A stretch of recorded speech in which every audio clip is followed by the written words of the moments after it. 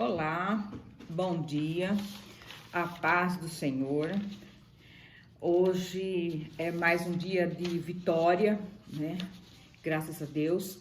Hoje é 21 de junho de 2020. Estamos aqui com o propósito de ministrar a aula da EBD. E hoje nós estudaremos a lição número 12, que traz como a temática a conduta do crente em relação à família.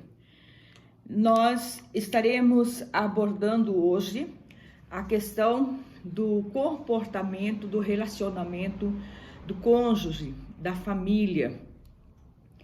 E é interessante observar que o apóstolo Paulo, ele escreve na carta aos Efésios, trazendo aí uma preocupação no que tange o relacionamento conjugal. É o comportamento de cada componente da família, né? No seu individual. O caso da atribuição do pai, atribuição da mãe, atribuição dos filhos.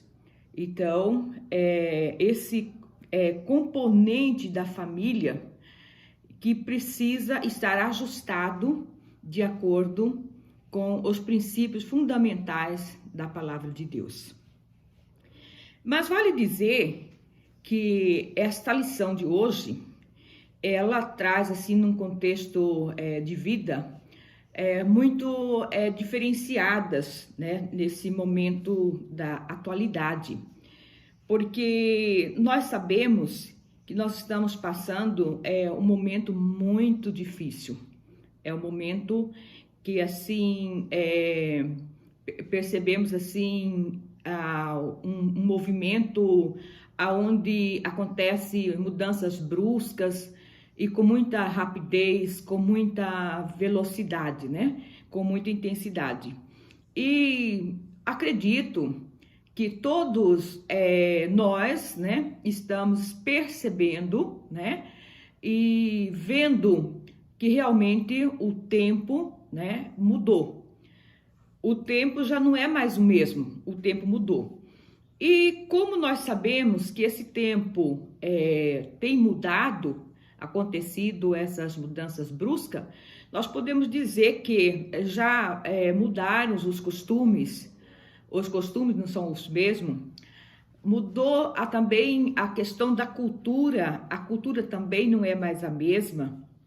Nós podemos observar a arte, né? O comportamento, a religião, família, sociedade como um todo.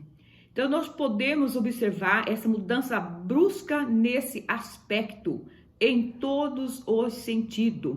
É a família, é a sociedade, é a religião, é realmente a educação. Então, quando nós vamos falar hoje, propriamente dito, desta lição da Carta aos Efésios, é um pouco meio complicado, porque as pessoas dizem, mas já mudaram, mas não é mais assim. Até porque a palavra casamento hoje está assim muito raro, né? Difícil, porque os costumes foram mudados, a cultura foram mudadas, e daí hoje não existe aquela preocupação de casar, né? Como a Bíblia diz, como a Bíblia recomenda. Não, hoje se juntam, né? Não tem mais aquela preocupação de casamento. E podemos dizer assim também, por exemplo, existe também outro tipo de casamento, entre aspas, que é aquele que cada um fica na sua casa, né? E simplesmente atendendo à necessidade da carne, né? Sem uma cumplicidade, sem uma responsabilidade. Então, quando nós vamos trazer essa temática, às vezes é um pouco assustadora, né? Para os momentos que nós estamos vivendo. Momentos difíceis, época difícil, onde não mais há verdade, não mais é absoluta. Então, a verdade não é mais absoluta, é relativismo, né? Então, o que é verdade para mim não é verdade para outro, né? E isso vem trazendo uma descaracterização da família, uma descaracterização da sociedade. Então, o padrão da família não é mais bíblico. Não é mais bíblico. Então, nós podemos observar, ela não é moral, ela não é afetiva. E quando nós, hoje, propriamente dito, nós vamos estudarmos sobre a conduta do crente em relação à família. Então, percebe-se que nós estamos fora dos princípios do mundo, porque nós somos um povo escolhido. E esta aula é exatamente para os cristãos, para os crentes que estão realmente feito a aliança com Cristo. É para essa clientela que nós vamos estar ministrando esta aula, porque, como a Bíblia diz, o mundo jaz no maligno. E nós estamos, assim, assustados com o que vem acontecendo com esse movimento. A época não é mais, né, aquela da qual nós fomos criados, nós fomos ensinados. As coisas mudaram. E para isso, percebe-se que nós precisamos ter, assim, um certo domínio, um certo aprendizado de como viver com essa geração, né? Nós estamos realmente em época muito difícil. Mas talvez nunca houve na história da humanidade um momento tão difícil como está, né? Podemos ser assim, pessoas, sociedade, família deformada, frios, rígidos, então descaracterizada mesmo, né? Daqueles princípios de moral. Isso é a preocupação. Mas nessa lição nós não vamos atentar para esse modelo do mundo, porque nós estamos no mundo, mas não somos do mundo. Mas nós vamos atentar pelos princípios da palavra de Deus. Então, vejamos, lá em Romanos 12:2, diz assim: e não vos conformeis com este mundo, mas transformai-vos pela renovação do vosso entendimento, para que experimentais qual seja a boa, agradável e perfeita vontade de Deus. Então, é nessa palavra que nós vamos atentar para a nossa aula. Nós temos o nosso texto áureo hoje, com a temática que está fundamentada em Efésios 5, capítulo 5, verso 31.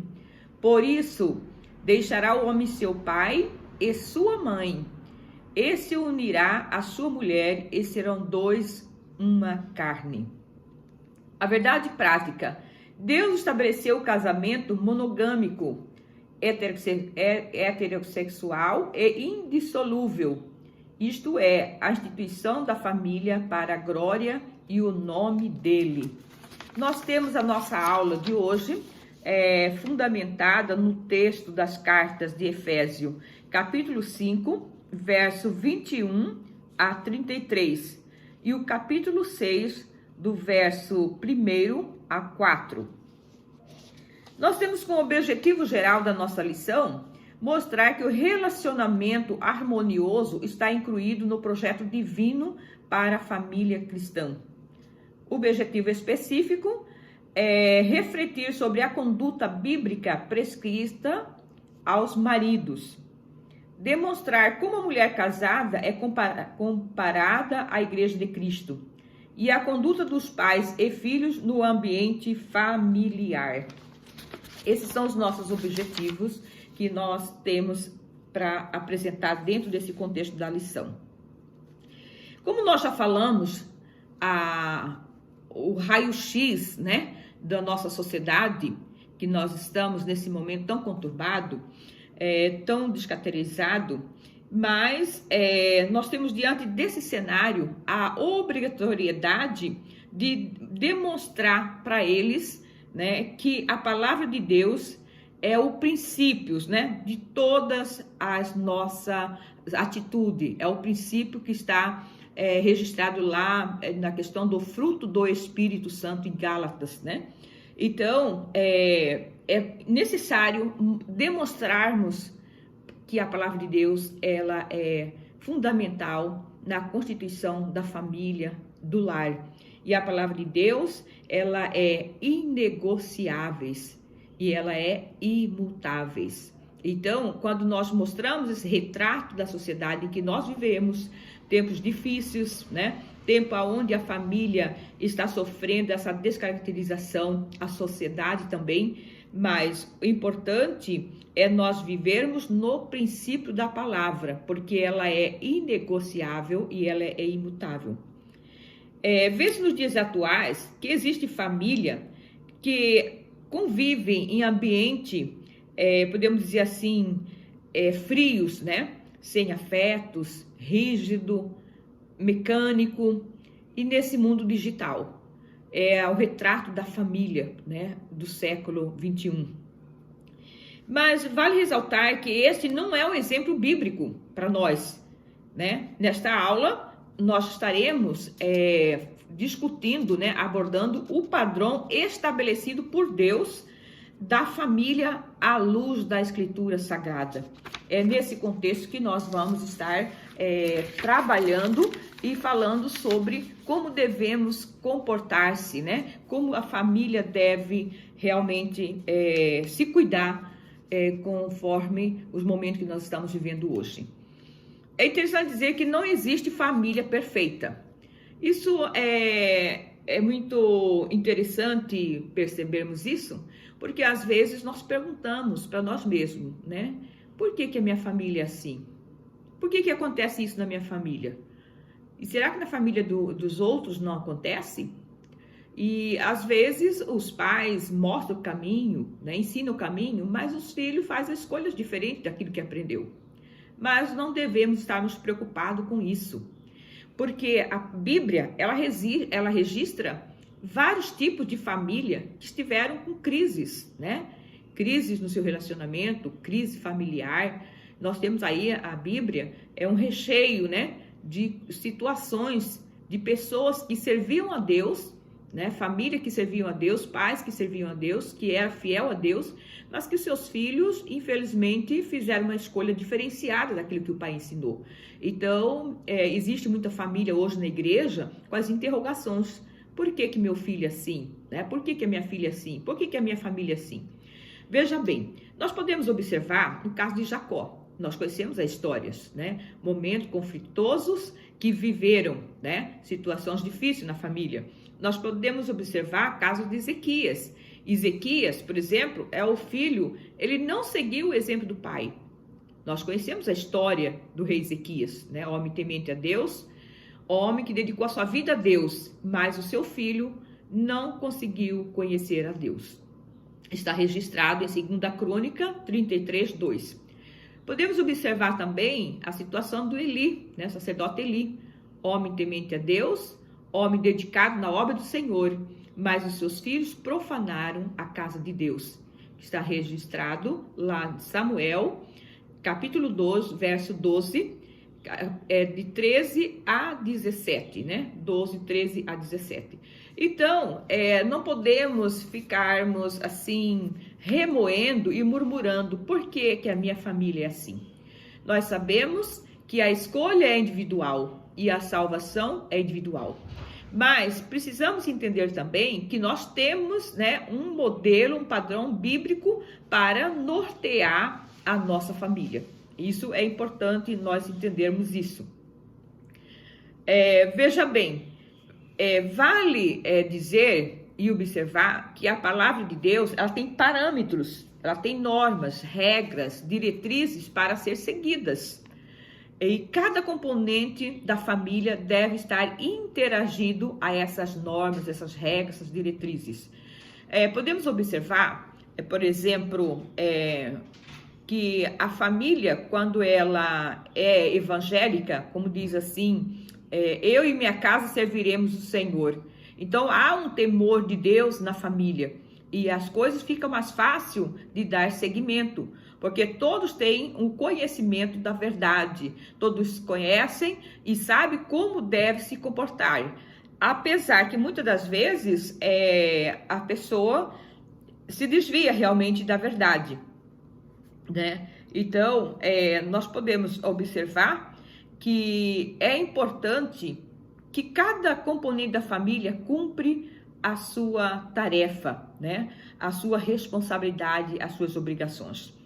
Deus fez todas as coisas com finalidade estabelecida, né? Já estava o quê? Pré-estabelecida o objetivo de Deus, a finalidade em relação à família. Isso significa que também a família tem uma intenção determinada. Deus lhe designou um propósito e uma meta.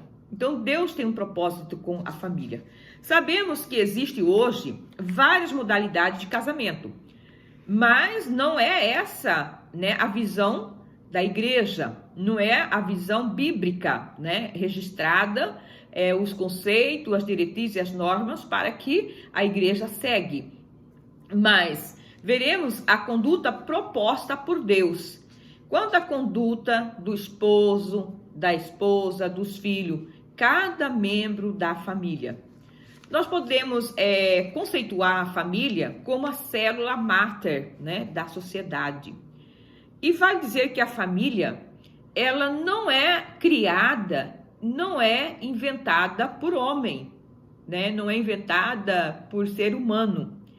E ela não foi criada pelo homem, mas sim é uma instituição que já foi estabelecida e criada por Deus. É um ordenamento divino, né? A família. Obviamente, a família foi instituída por Deus e sabemos que dela decorre todos os desenvolvimentos sociais e todas as instituições emanam da própria família. Isso é interessante nós entendermos a visão que a família ela foi projetada, pré-estabelecida pelo Senhor Jesus Cristo, né? Por Deus. Vê-se que o casamento existe critérios diante de Deus. É monogâmico, heterossexual e indissolúvel.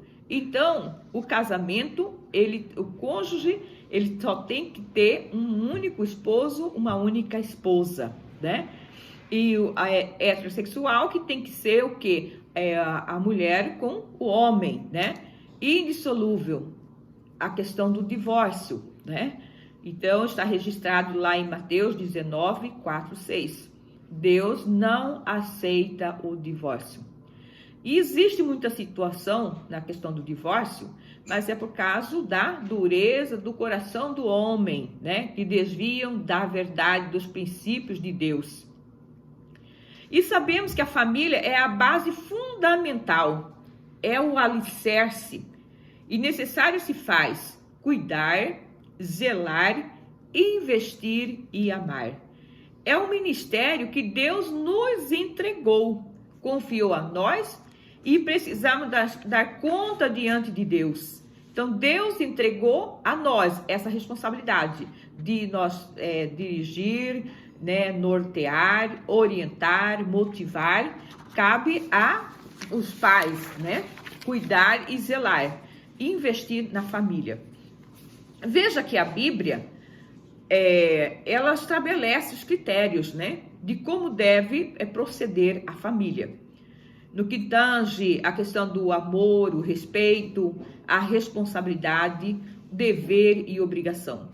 Então, todas as pessoas que assumem esse compromisso, ele tem aí um manual a seguir. Ele não pode fazer aquilo que ele acha que deve fazer, mas ele tem que seguir o manual, né, que é a palavra do Senhor. Podemos observar, por exemplo, que existe lá no Salmo 127, diz assim: se o Senhor não edificar a casa, em vão trabalha os que edificam. E se o Senhor não guardar a cidade, em vão vigia a sentinela. Observamos aqui no verso 2: inútil vos será levantar de madrugada, repousar tarde, comer o pão de dor, pois assim dá ele aos seus amados sono. Devemos ter a consciência que estamos construindo nosso lar, família, segundo os princípios pautados pela Sagrada Escritura. Deus quer que nós tenhamos um sono tranquilo e reparador. Vamos abrir aqui um parêntese, né? Quando aqui no Salmo 127, verso 1 diz: se o Senhor não edificar a casa, em vão trabalham os que edificam, e se o Senhor não guardar a cidade, em vão vigia a sentinela. Podemos observar que existe muitos casais que casam E às vezes eles fazem assim planejamentos, um projeto de que agora precisamos trabalhar com bastante intensidade, né, correr muito para que nós possamos adquirir a nossa casa, possamos organizar, e ele faz aquele projeto. Mas precisa ter cuidado, porque às vezes chega numa situação exacerbada de trabalho, de atividade, que ele não tem tempo para desfrutar do seu trabalho. Ele trabalha excessivamente. Ele não tem tempo para dormir, ele não tem tempo para comer, para se alimentar, ele não tem tempo para lazer, não tem tempo para dedicar à esposa, ao esposo, aos filhos, né? Vive o quê? Um trabalho com intensidade, na qual rouba dele o direito de prazer de viver em família, de cuidar de si próprio. Então, que adianta ele trabalhar tanto, e de repente ele se perde tudo que ele adquiriu, porque o maior bem é a família. E de repente ele pode estar numa casa e sendo que estranho um com os outros, porque não tem mais diálogo, não tem mais um respeito mútuo, ninguém conversa, ninguém se discute, ninguém se compartilha. E com isso passa a ser pessoas o que estranham um com os outros. Vivem o que na mesma casa, mas isoladamente um dos outros, né, no convívio. Então, às vezes, de tanto que trabalha, ele não consegue, às vezes, nem dormir bem, porque ele já trabalha o dia todo, ele chega em casa, ele vai dormir, quando dá 5, 4 da manhã, a gente tem que levantar, porque o dia já começa cedo, né? Começa as atividades. Então, como que ele vai poder desfrutar desse sono reparador que o Senhor proporcionou para nós? Então, precisamos ter cuidado com esse excesso de trabalho. O trabalho é bom, mas precisamos colocar prioridade à nossa família, né? Isso é importante, que nós possamos trabalhar, mas desfrutar do nosso trabalho, né? Usufruir do nosso trabalho. Isso é importante. E não deixar o trabalho trazer prejuízos, né? Às vezes até irreparáveis para a família. Então, isso é importante a gente perceber que precisamos valorizar o ser e não o ter. Não adianta eu ter uma casa luxuosa, um carro muito bom, mas eu não ter o meu bem maior, que é a minha família, porque eu já perdi a família, né? Perdi o amor pela esposa, perdi o amor pelo esposo, pelos filhos, devido à individualidade, estar muito comprometido com o trabalho, exacerbado de atividade, e não tenho tempo para dedicar à família. Não tem mais aquela cumplicidade, né? O respeito, se torna estranho, né? Dentro da própria casa. Então, por esses motivos e outros, o adversário, ele saqueia, né? A família, levando cativos. E às vezes somos saqueados pelo adversário. E daí perguntando para nós mesmos, né? Mas trabalhei tanto, lutei tanto para construir. E agora de nada adiantou. Eu perdi o meu bem maior, que é a família. Isso precisamos atentarmos, né? Em 1 Timóteo 5,8 diz assim: mas se alguém não cuida dos seus e principalmente da sua família, nega a fé e é pior do que o infiel. Então, se eu não cuido, né? Cuidar é dar atenção, é dar carinho, é dar afeto, é acompanhar, é ter amizade, né? Aquela amizade entre o esposo, entre filhos. Isso é importante. Então, a tarefa primordial é a valorização da família, que é o maior bem, né? Que Deus nos concedeu. Confiou a nós e nós vamos dar conta diante de Deus dessa família. O tópico 1, a conduta do crente como marido. O papel do marido como líder da família, nós sabemos que é uma determinação, é uma ordenança do Senhor a questão do homem liderar, governar. O homem foi criado para liderar. Nós podemos observar na palavra de Deus, em Gênesis, capítulo 2, verso 19, que após a formação de Adão, Deus trouxe todos os animais, né, diante dele para que ele desse nome aos animais. E assim Adão fez. E sabemos que a vocação da liderança do homem, ela pode ser vista em toda a história da humanidade, né? Então, essa liderança e o direito de governar a família, a casa, ela foi realmente estabelecida por Deus. Existe realmente uma hierarquia e ela deve ser respeitada. A hierarquização, ela estabelece ordem, estabelece princípios, limites, respeitos mútuos um para com os outros. A hierarquia, assim como Deus é a cabeça da igreja, Cristo assim como Deus é a cabeça de Cristo, Cristo é a cabeça da igreja. E o homem é a cabeça da mulher. Está registrado em 1 Coríntios, verso 11 e 13. Veja que Cristo deu sua vida pela igreja. Aqui o apóstolo Paulo está se referindo ao esposo como Cristo, né? Cristo deu a sua vida à igreja, até mesmo antes de a igreja conhecer a Cristo, porque a igreja não conhecia Cristo, mas Deus deu a vida mesmo sem a igreja conhecer. Hoje a igreja ama a Cristo, né, pela conquista que ele fez na cruz do Calvário. E assim é o marido, é amar a sua esposa como Cristo amou a igreja. É um amor sacrificial, é um amor de renúncia. Jesus renunciou à sua própria vida em favor da igreja, em benefício da igreja. E assim é o marido. Ele deve renunciar a si próprio, né, por amor à família, por amor à esposa. E é interessante que esse amor, ele seja realmente valorizado e demonstrado tanto publicamente, como também no seu particular, na sua intimidade, na sua casa, né? Isso é importante.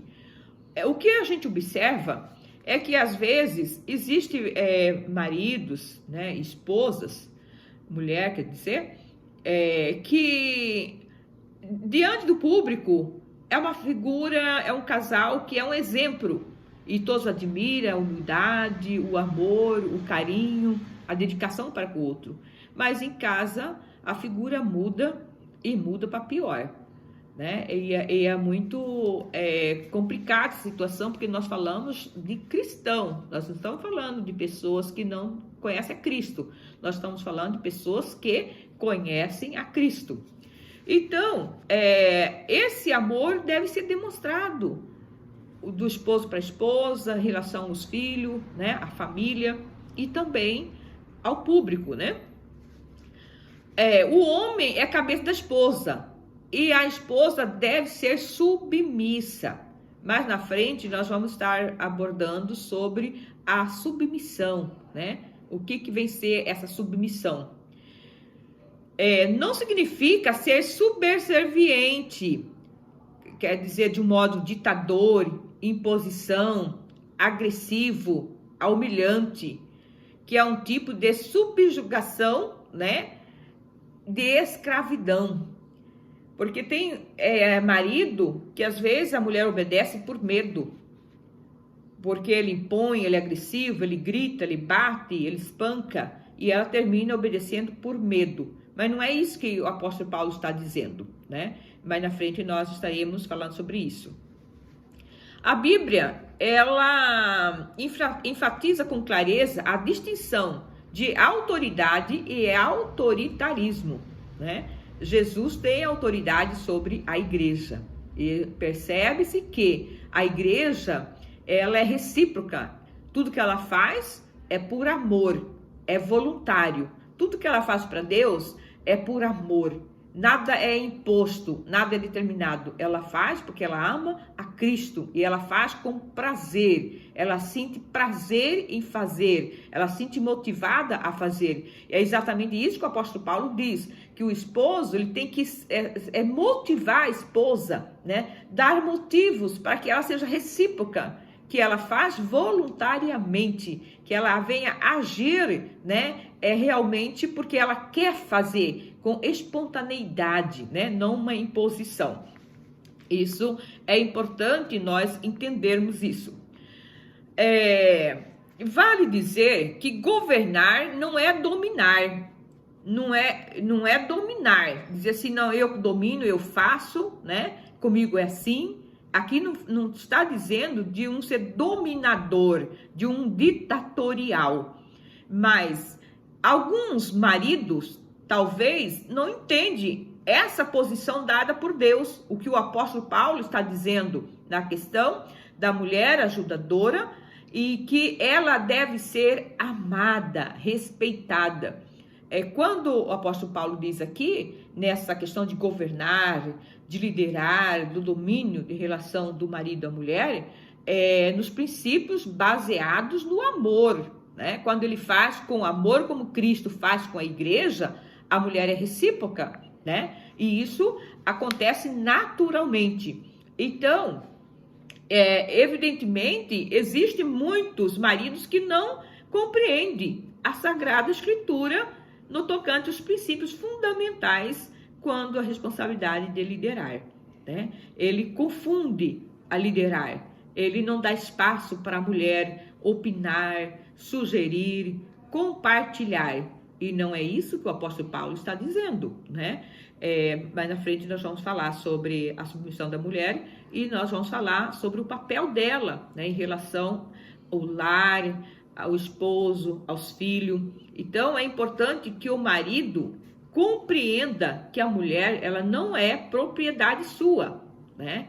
Que você manda, dá ordem e ela obedece, mas precisa ser o quê? Conquistada, como Cristo conquistou a igreja. E a igreja faz espontaneamente, voluntariamente e por amor, né? Ela tem prazer de obedecer a palavra de Deus. Então é isso que o apóstolo está dizendo para o marido, para o esposo. No entanto, o marido deve governar com quê? Com graça, com amor. O marido não deve governar sobre pressão, né? Sobre imposição, mas ele deve liderar e governar com graça de Deus, a graça do Espírito Santo de Deus, a mansidão, a paciência, a longanimidade, o respeito. É isso que o apóstolo Paulo está dizendo. Não é a liderança dele dizer, não, aqui eu faço, aqui eu mando, aqui é assim. Não existe essa colocação. Existe a questão do marido mostrar o tanto que a mulher é importante na vida dele, na vida da família. E ele mostrar que ele é capaz de amar a mulher a ponto que a mulher se sente segura, né, ao lado do esposo e está sempre o quê? Pronta a obedecer ao marido.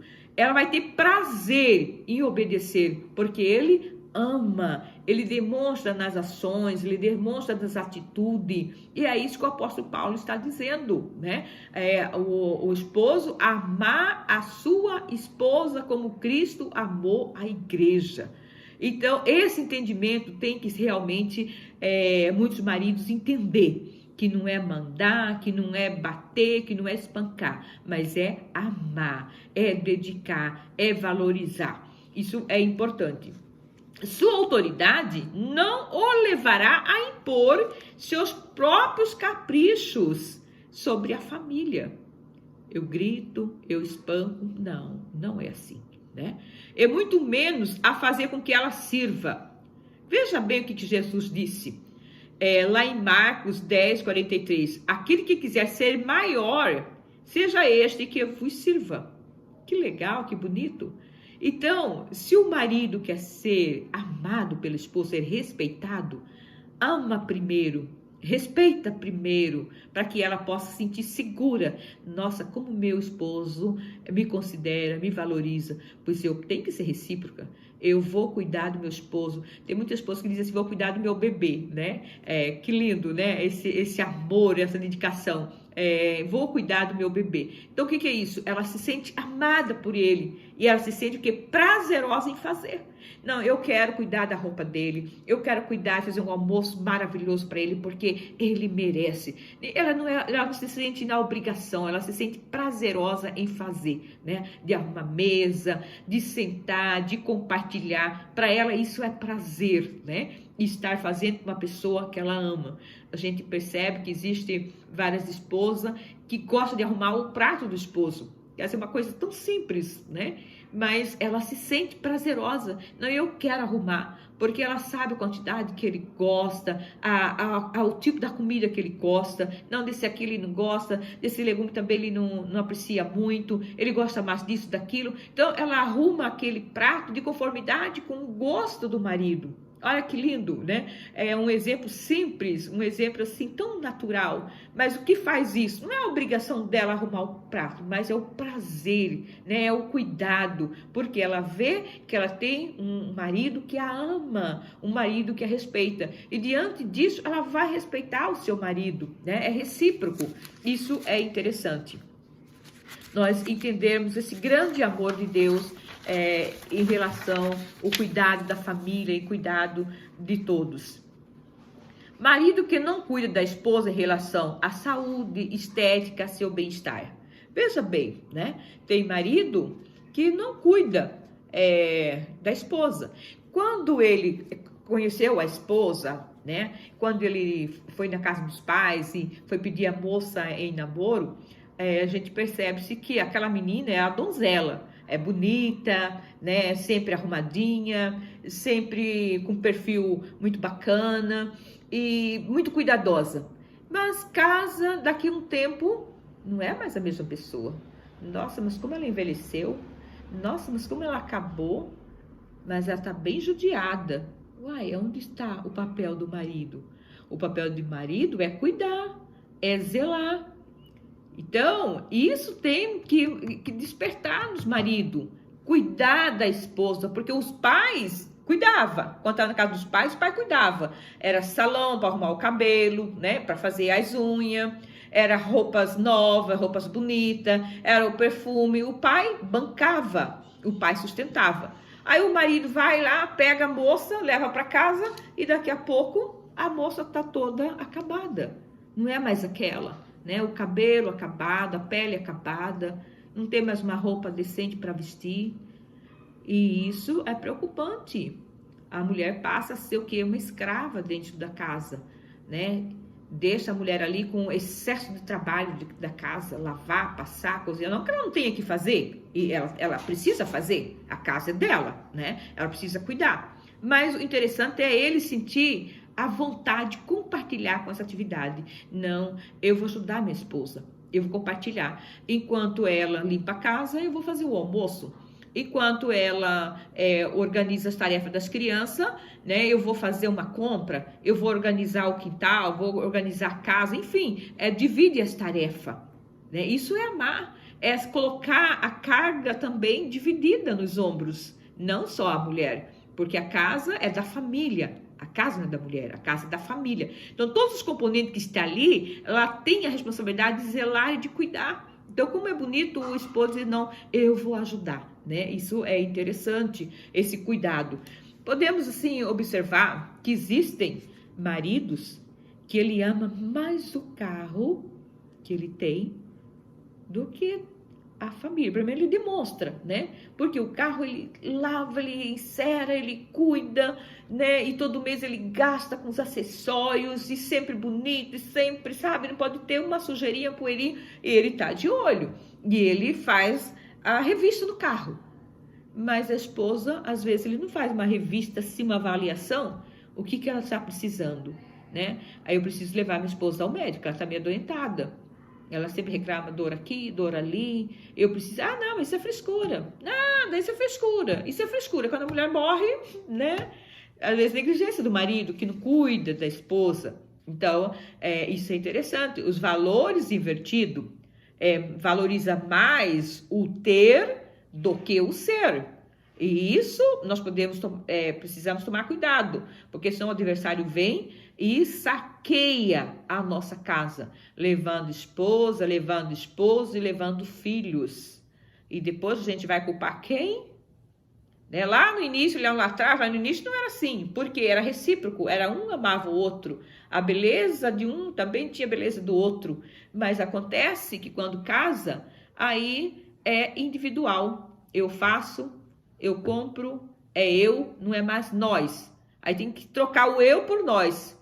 Nós fazemos, nós compramos, nós discutimos, né? Nós compartilhamos. Então aí a figura muda bastante. Isso é importante, a gente perceber a valorização da família, né? Talvez entenda que o seu maior patrimônio seria o carro, seria casa, fazenda, né? Que possui, e não a família.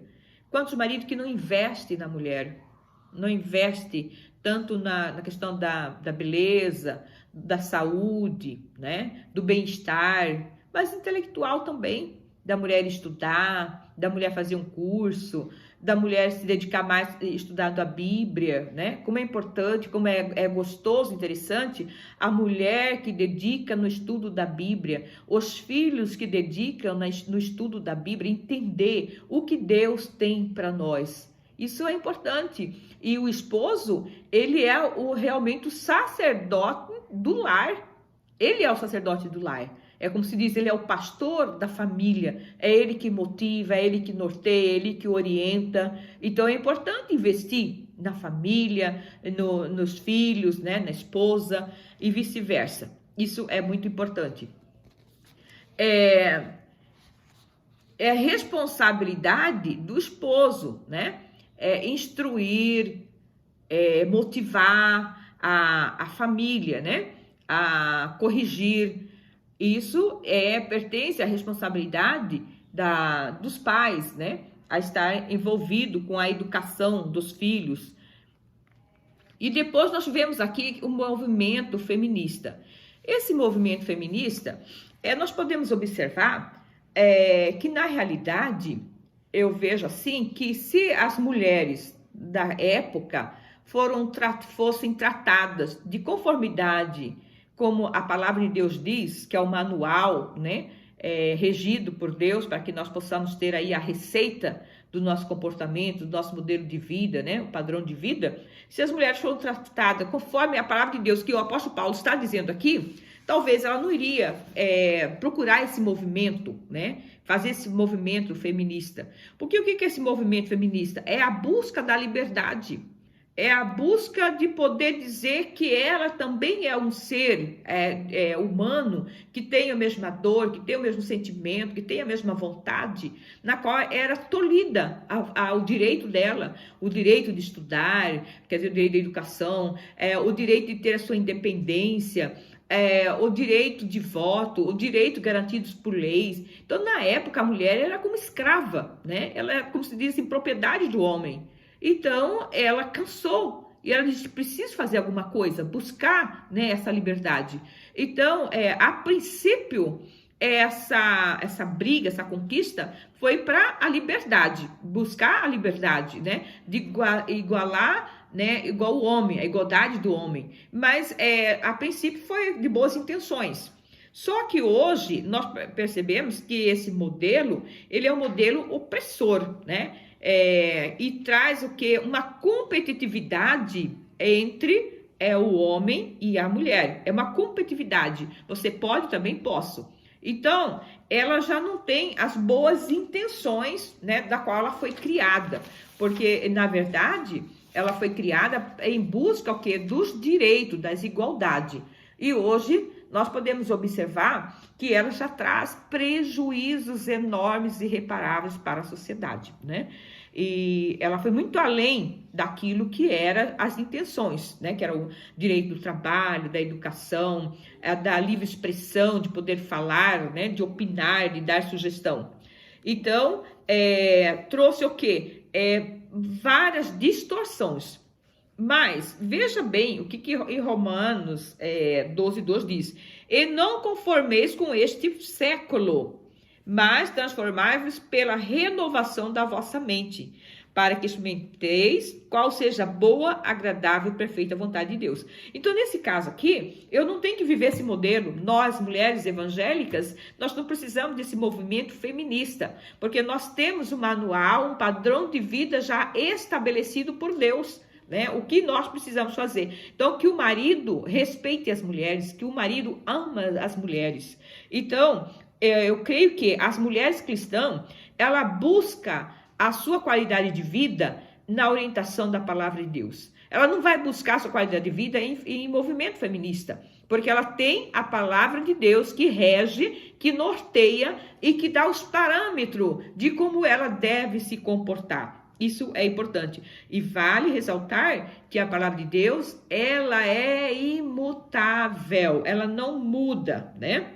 Então, podemos dizer que a mulher, segundo a Bíblia, né, a mulher virtuosa, como serva de Deus e temente a Deus, ela vai seguir os princípios pautados na palavra de Deus. Como nós falamos no início da aula, que o mundo mudou. Hoje, a geração que nós vivemos é uma geração difícil, complexa, mas nós permanecemos no princípio que nós aprendemos da palavra de Deus. Nós não mudamos, nós permanecemos na palavra de Deus, porque a palavra de Deus é imutável. Vejamos ponto 2, o amor como elemento primordial. O esposo deve amar a esposa como Cristo amou a igreja. Isso implica em cuidar, zelar, dedicar-se e apoiar-se, né? Como é lindo o marido que cuida da esposa. É muito bonito quando você vê uma família cuidada. A família bonita, né? Isso é muito lindo. É aquele amor altruísta. Esse amor altruísta é o amor próximo como a si mesmo. É amar o próximo como a si mesmo. Como eu gosto de cuidar do meu corpo, como eu gosto de me vestir bem, como eu gosto de cuidar da minha saúde, esse mesmo amor e essa intensidade de cuidar, eu tenho que ter com o próximo, cuidar da esposa. Não, como eu cuido de mim, eu preciso cuidar da minha esposa, talvez um pouquinho mais ainda. Isso é importante. Então, aqui no caso desse amor altruísmo, não é uma paixão, né? Não é um mero sentimento, é o amor verdadeiro, né? É o amor que ele tem de cumplicidade em relação à esposa, de cuidar. Em Efésios 5:25 diz assim, marido, amai.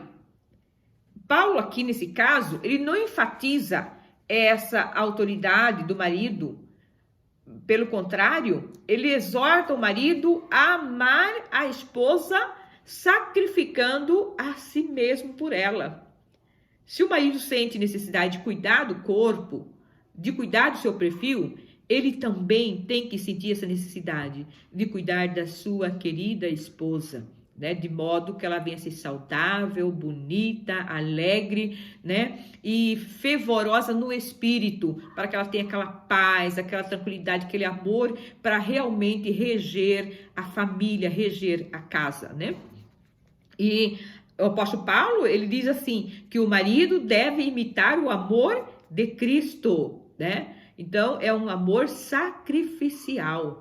É o homem que tem que ir. Esse homem, ele tem que ser provedor, né? Prover o alimento para a esposa, prover o cuidado, prover a segurança, né? A proteção para a esposa. Isso é. E nós deparamos hoje homens que não querem trabalhar.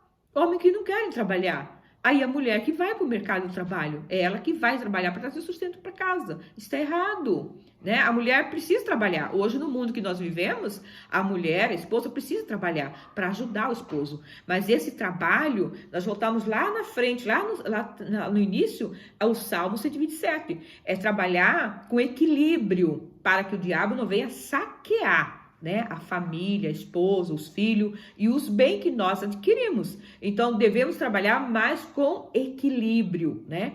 Valorizando o ser e não o ter. Porque às vezes trabalhamos, adquirimos coisas e coisas, mas já perdemos o essencial, que é a família. né? Então, isso é importante, porque tem que haver uma dedicação do esposo, da esposa dentro da casa, né? De convivência, de amar, né? De compartilhar. E como trabalha, o que acontece? Já não toma café da manhã junto, já não almoça junto, e às vezes quando vai dormir um do lado do outro, porque o cansaço, né? O estresse do dia já detonou. Então, precisamos ter equilíbrio, sempre estarmos olhando na palavra de Deus. Mas se o que eu estou fazendo está correto, eu preciso trabalhar. Mas eu estou vendo que eu estou trazendo prejuízo para a minha família. Então, eu não vou trabalhar tanto, senão eu vou diminuir a minha velocidade, a minha intensidade do trabalho. Isso é importante, a gente ter esse equilíbrio, fazer essa avaliação, né? Quanto eu devo trabalhar. Portanto, para entendermos como o homem deve amar sua esposa, é necessário refletir sobre o modo de Cristo amou a igreja. Nós podemos ver lá em Romanos 5, né, capítulo 5, verso 8 a 10. Nós não conhecíamos Cristo e Cristo amou a nós e deu a sua vida. Então, o esposo deve dar a sua vida, se sacrificar, né, pela esposa, proteger, guardar, amar, né, fazê-la feliz. Existem vários maridos, vários esposos, que às vezes ele não tem essa dedicação, porque é muito difícil você se dedicar, porque existe renúncia. A gente pode observar que de repente o esposo chega do trabalho e a esposa quer conversar e ele diz, eu tô cansada, agora não, quer dizer, nunca tem tempo para agora não, depois, isso depois não acontece, né? Vai passando o tempo. Então, às vezes, ele sente um pouco de culpa e diz, nossa, eu quase não compartilho com a minha esposa, eu quase não levo ela para fazer um lazer, um passeio, uma viagem, aí eu vou comprar um presente, vou dar um presente para minha esposa. Ele vai e compra o presente. Então, é mais fácil você dar o presente do que você dedicar sua vida a ela, dedicar sua vida à família. Eu vou lá e compro, tá, deu presente, né? Mas isso é bom, mas isso não significa o amor. O amor é a cumplicidade, é o companheirismo, né? É a vivência a dois, a vivência da família, é o participar, isso que é o amor. 1.3, o cuidado do marido e da esposa. Quem ama a sua mulher, ama a si mesmo. Veja que toda pessoa mentalmente saudável, ela cuida do próprio corpo, está registrado lá em capítulo 5, 29. O que significa que o marido deve cuidar da esposa como cuida de si mesmo. Nós acabamos de falar sobre isso, né? Cuidar, zelar, protegê-la, renunciar a si próprio em benefício da esposa e dos filhos. Então, isso é importante, o marido sentir que é ele que tem que desdobrar, né? Às vezes tem marido que fala para a esposa trabalhar e ele quer ficar em casa, né? Mas isso não é bíblico. Então, temos que compartilhar, né? O marido trabalhar e a mulher também. O marido deve cuidar do bem-estar da esposa e dos filhos. Vale ressaltar que essas ações de cuidado não se limitam apenas às provisões materiais, mas igualmente ao afeto, a considerações e honra dentre outras. Tal demonstração de amor, ela deve ser sincera, né? E tanto, como nós falamos lá anteriormente, ela precisa ser demonstrada não só em público, mas em casa também, né? A vida a dois, dar atenção, ser carinhoso, né? Estar sempre junto, ser amigo, isso é importante. O esposo ser amigo da esposa, o pai ser amigo do filho, a esposa ser amiga do esposo, isso é importante, a mãe ser amiga da filha, isso é importantíssimo. A conduta do crente como esposa. Veja bem, agora nós vamos falar sobre a submissão cristã. A Escritura ensina a sujeição de uns aos outros no temor de Deus. Então, essa submissão, ela não é se tornar a mulher escrava, a mulher presa, a mulher tolhida. A submissão aqui é a mulher sentir-se a questão que ela precisa honrar o seu marido, ela precisa obedecer o seu marido, ela precisa realmente mostrar a ele que ela ama, né, o seu companheiro, o seu marido. Essa é a submissão. Então, a submissão está relacionada ao princípio de autoridade que Deus estabeleceu em todas as áreas da vida. Submeter-se ao marido como ao Senhor Jesus significa reconhecer nele a autoridade de Deus. Nós somos submissa a Deus, nós obedecemos a palavra de Deus. E essa submissão que o apóstolo Paulo está dizendo, que nós precisamos ser submissa ao nosso esposo, cautelosa, né? Saber ouvir, esperar a decisão, isso é importante. Então, rebelar-se contra o marido é rebelar-se contra o próprio Deus. A mulher que não reverencia seu marido, a mulher que não não seja submissa ao seu marido, ela está rebeliando contra Deus. E a submissão, ela, lá em Romanos, capítulo 13, verso 1 e 2, 1 Coríntios 11 e 3, né? Capítulo 11, verso 3. Nós podemos observar essa submissão, que existem muitas mulheres que agem, têm atitude errada, porque ela tem agenda e ela precisa atender a agenda 30 dias. Como que essa mulher que cumpre a agenda, como fica a casa dela? Aonde está o papel da mulher na casa? Ela passa mais fora do que em casa. E às vezes o esposo não concorda com a agenda da mulher, mas ela diz, eu vou. Ou o marido diz, não vai, ela diz, eu vou. E ela vai. E como está diante de Deus? Deus não aceita esse trabalho. Deus não aceita. Porque tem que ser submissa. Se o marido diz vai, então você vai. Porque você está debaixo da bênção do marido, né? Isso é importante. Um exemplo próprio, às vezes alguém me ligava e me convidava para dar uma palavra. Eu dizia para o meu esposo, olha, eu recebi um telefonema assim, assim, da igreja tal, e me convidou para dar uma palestra, uma palavra, o que você acha? Ele dizia, não, você vai. Então eu ia debaixo da bênção, mas se ele dissesse, não vai, eu não iria. Porque a pessoa precisa mostrar essa submissão, né? Que realmente você está ao lado do marido que ama você. Então é recíproco. Temos que ser submissa sim. Essa submissão não é questão de ser humilhada, né? De ser inferior, dizer que é o marido que manda. Não é a questão de humilhação, mas é questão de temor. É questão de você valorizar o seu esposo, o seu companheiro, honrar o seu marido, né? Então, essa submissão, ela não rebaixa a mulher, a esposa, né? Mas sim, ela faz o quê? Você estar protegida. Como é bom você dizer, eu posso ir? Ele diz, vai. Você vai com a alma lavada, você vai alegre, porque você está debaixo da bênção. Mas quando você diz assim, eu posso ir? Ele diz, não, e você não vai debaixo da bênção. Nem ele te abençoou, nem Deus vai abençoar. Então, isso é importante nós atentarmos às nossas atitudes, até mesmo em relação ao trabalho da igreja, o trabalho do Senhor. Nós precisamos ter maturidade na questão dessa situação. Tem muitos lares destruídos porque as mulheres não são submissas ao seu marido. Ela sai, ela vai atender a agenda e deixa a casa por conta de quem não sei, né? Então, isso é importante a gente entender a palavra de Deus. Precisamos viver a palavra de Deus. A submissão da mulher não faz ela inferior. Jesus, sendo igual ao Pai, se submeteu a ele em tudo. Nós podemos observar, né, a submissão, a trindade, Deus, Pai e Filho, né? Pai, Filho e Espírito Santo de Deus. Eles trabalham em unidade. Existe aí a hierarquia e as atividades são muito bem desempenhadas. A função do Espírito Santo, a função de Jesus, né? E a função de Deus. Então, nós precisamos ser assim também. A mulher não é menor, nem o homem maior. São iguais, mas em funções específicas diferentes, segundo o plano de Deus. As funções são diferentes. O homem, a mulher e os filhos têm o mesmo valor para Deus. Somos iguais, mas com responsabilidades e funções diferenciadas. Isso é importante a gente entender. A submissão da esposa, como nós já colocamos, ela não faz a esposa ser inferior, né? Jesus, sendo igual ao Pai, submeteu a ele em tudo.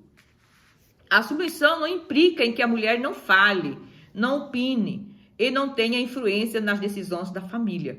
É importante frisar isso, que tem certos maridos que não permitem a mulher tomar decisão, a mulher opinar. Ele faz e já vem com o resultado. Mas não é isso que a palavra de Deus está dizendo, né? A submissão é você saber esperar a sua vez, a sua hora. Mas você tem o direito de concordar, de não concordar, desde que não venha apresentar um modo de agressividade, um modo que venha desonrar o marido, venha desrespeitar o marido, né? Então, a mulher não precisa a todo momento dizer sim, sim, sim, sim. Ela tem o momento dela dizer não, mas não dentro do seu espaço, do seu limite. A mulher é como ajudadora, portanto, ela pode opinar, concordar e discordar, né? Mas sempre deve mostrar uma atitude de submissão ao marido, respeito, né? Reverência ao marido, ter essa disposição, né? Para o marido. Nós podemos ver lá em Efésios 5:22 e Colossenses capítulo 3:18. Ser submissa não é um papel desprezível. Não significa humilhar-se perante o homem, mas sim auxiliar o esposo, porque Deus criou a mulher para ser auxiliadora. Está registrado em Gênesis capítulo 12, verso 18. Não é bom que o homem esteja só. Falhei uma auxiliadora que lhe seja idônea. Olha que lindo, né? Auxiliadora. Auxiliadora não é que está debaixo do pé do marido. Ela está o quê? Ao lado do marido. Para o quê? Ajudar, para apoiar, para orientar, né? Então, para dar o equilíbrio. Então, ela é ajudadora, é auxiliar no papel da família. Isso é importante conhecermos o papel da mulher. A mulher tem essa tarefa importantíssima de auxiliar. Quantas vezes o marido está indo por um caminho errado e a mulher percebe e ela consegue ajudar, né? E ajustar a situação. Em Efésios 5:33 vai falar sobre o respeitar o marido, né? Isso significa praticamente não desonrar o marido. Às vezes a mulher se reúne para falar mal do marido, né? Falar mal do esposo. E isso a Bíblia não dá esse direito. Então, em vez de você falar mal do seu esposo, do defeito que ele tem, vai orar, vai buscar a Deus, vai apresentar diante de Deus. E Deus pode fazer com que esse marido, ele venha cada dia ser mais aperfeiçoado, né? Então, tem mulheres que falam do marido para mãe, para a sogra, para os vizinhos, e isso não é bíblico, né? A Bíblia não dá esse direito de nós desonrar o nosso esposo. Isso significa praticamente que não podemos desonrar o marido. Amar seu marido, lá em 1 Tito, capítulo 12, verso 3-4.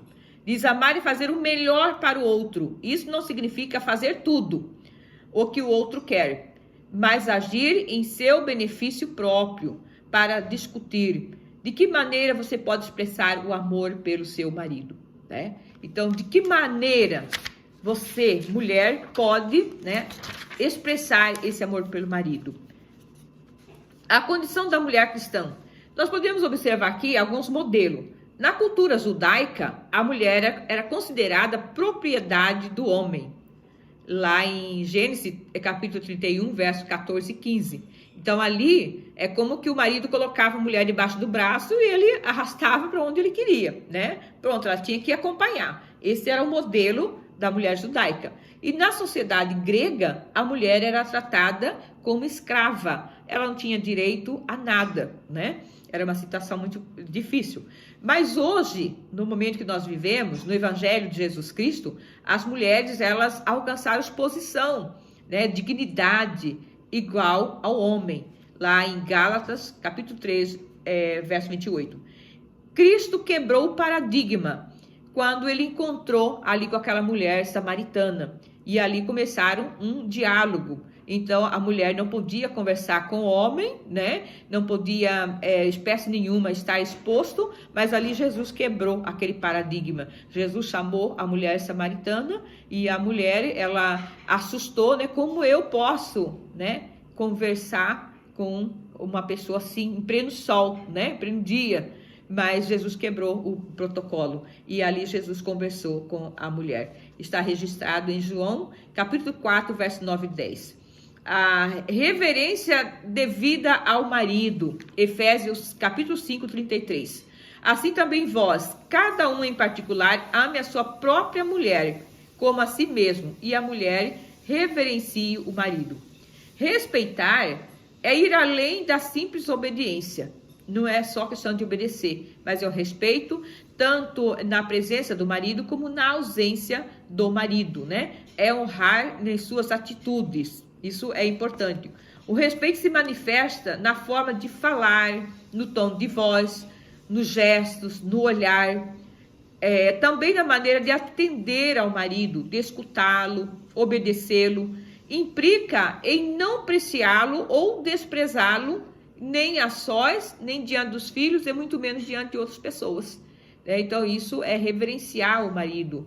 Você nunca deve maltratar o seu esposo na frente das pessoas estranhas, no lugar público, perante os filhos. A Bíblia diz que nós precisamos honrar, né, reverenciar. Então, temos o nosso momento próprio para podermos discutir alguns assuntos que é pertinentes, né?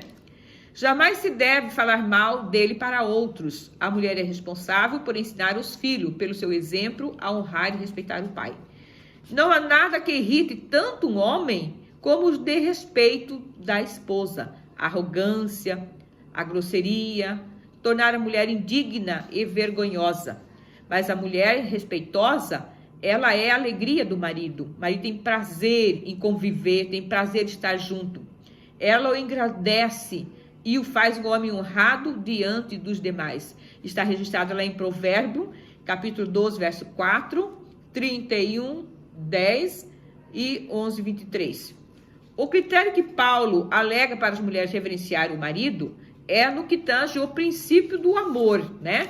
É que o marido tem pela sua esposa. Então, é o princípio do amor que deve ser recíproco. Se ele ama, demonstra nas suas atitudes, nas suas ações, obviamente ela vai ser recíproca, né? Das suas atitudes. Vai respeitar, vai dedicar, ser submissa e obediente ao marido. A Bíblia diz lá em Provérbio 14, 1, a mulher sábia edifica a sua casa, mas a insensata com as próprias mãos a derriba. Né? Nós podemos observar quantos lares destruídos, às vezes por negligência da esposa, negligência do esposo, né? A conduta do filho como crente. Aqui nós vamos falar sobre a responsabilidade dos pais. Os pais não podem transferir essa responsabilidade. Hoje o que percebe-se é que os pais, na sua responsabilidade dos filhos, ele transfere para o tio, para a tia, para a avó, para a empregada, enfim. Né? Ele tira a responsabilidade dos ombros deles e joga para terceiros, né? Começa a terceirizar. Só que a Bíblia não dá esse direito do pai fazer isso. A obrigatoriedade, a responsabilidade é do pai em zelar, em ensinar o filho a palavra de Deus, né? Os princípios.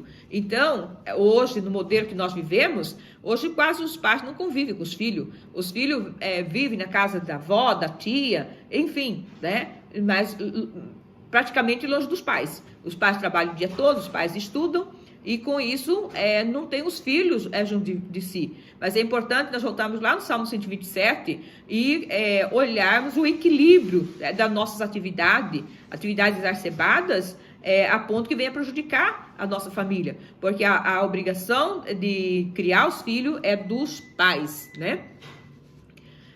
Os filhos não pertencem a nós, não é propriedade nossa, mas é propriedade de Deus. O Senhor apenas confiou a nós, né? E um dia Ele vai cobrar de nós. Nós teremos que apresentar esse resultado para Deus. Ele vai cobrar de nós essa nossa responsabilidade.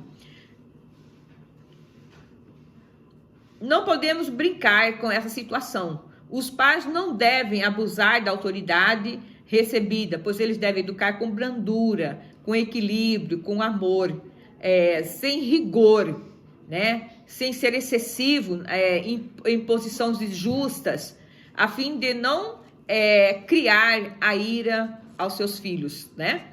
No capítulo 6, verso 4. Percebemos que quando nossos filhos são pequenos, tudo se torna mais fácil, né? Mas eles crescem, a gente sabe que o tempo voa, o tempo passa rápido. E, de repente, os nossos filhos já estão, moços, grandes, e às vezes podem tomar caminhos diferenciados. Então, percebemos que quando os filhos entram na adolescência, começa a fazer escolhas próprias, começa a experimentar a sua independência, pensa que já sabe das coisas, isso porque o mundo vende ideias prontas, né?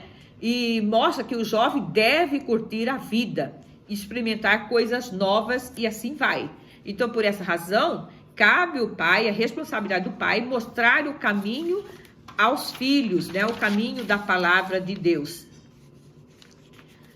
Deus está chamando os pais a assumirem um compromisso maior com ele de ministrar a vida espiritual dos seus filhos.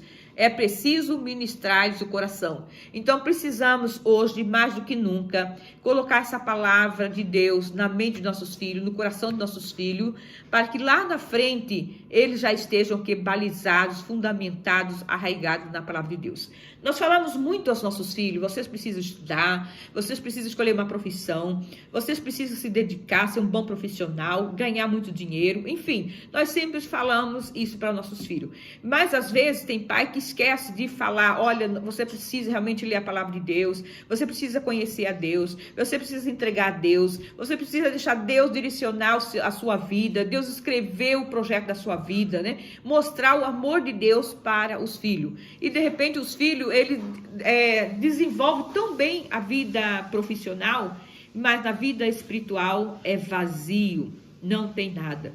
Podemos observar um exemplo que aconteceu em São Paulo, de uma médica, e ela, por A mais B, né, o pedestre passando, e houve-se ali, eu acho que ela espirrou a lama na roupa do menino, e o menino xingou aquela médica. E aquela médica passou o carro por cima do rapaz e matou o rapaz. Né? Isso saiu no Jornal Nacional, né?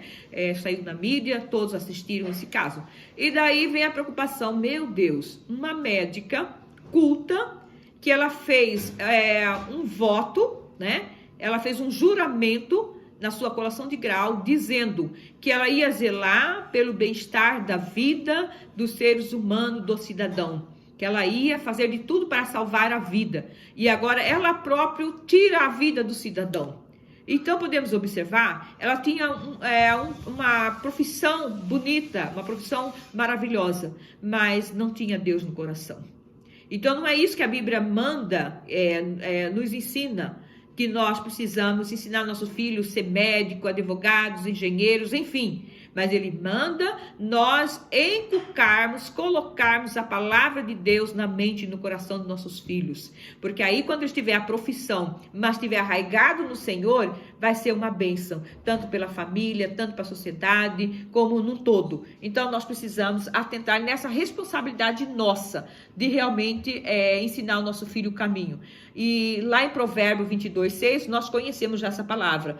Ensina a criança no caminho que deve andar, ainda quando for velho, não se desviará dele, né? Essa é a palavra do Senhor. Então, os pais devem criar os filhos na doutrina, na demonstração do Senhor. Cabe aos pais estabelecer limites, parâmetros de conduta e reagir contra a desobediência dos filhos. Nós não podemos aceitar a desobediência dos nossos filhos. Nós precisamos corrigir à luz da palavra de Deus. Isso de conformidade com a palavra de Deus, na qual estabelece Provérbio 22, verso 6. E vai chegar uma situação que, de repente, nós deparamos: não sei o que fazer. Eu não sei como agir. Agora não dá para fazer. O que nós precisamos fazer? Nós vamos lá em Tiago, né, capítulo 1, verso 5. Entregar as nossas necessidades a Deus, porque Ele sabe do que nós precisamos. Então vai chegar um momento que eu digo: eu não sei mais o que fazer, eu não sei mais como agir, mas Jesus tem a receita. Ele é o nosso Pai, e Ele vê todas as coisas, e Ele sabe como agir. A conduta requerida dos filhos. A Bíblia nos traz aqui em Efésios, capítulo 6, de 1 a 3, que o primeiro mandamento com promessa é para os filhos honrar os pais. Honra os teus pais, para que os seus dias sejam prolongados na face da terra, né? Essa é uma promessa de Deus. Então, as coisas irão bem em seu favor e terão uma vida boa e viverão muito tempo sobre a terra, porque está debaixo da bênção do Senhor, desfrutando da longevidade de dias, né? Muitos filhos não sabem porque sofrem. Mas será que estão obedecendo esse mandamento? Existem hoje filhos que xingam a mãe, que xingam o pai, que maltratam os pais, né? Que não têm afeto, não têm amor pelos pais. Os pais hoje não têm mais voz ativa dentro de casa. Manda o pai calar a boca, toma decisão pelo pai, não respeita mais o pai. Que filhos são esses, né? Que geração é essa que nós estamos vivendo, né? Mas nós precisamos estarmos na luz da palavra de Deus, para que os filhos tenham vida em abundância e seja bem sucedido na terra. Tem que estar debaixo da bênção de Deus, honrar os pais, né? Tem filhos que zombam do pai, desprezam, né? Não obedecem. Lá em Provérbio 30:17, né? E há filho que dá prazer pro pai, orgulho pro pai.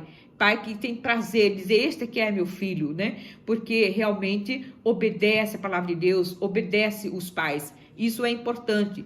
Lá em Provérbio, capítulo 10, verso 1. O filho sábio alegra o pai, mas o insensato é a tristeza da mãe, né?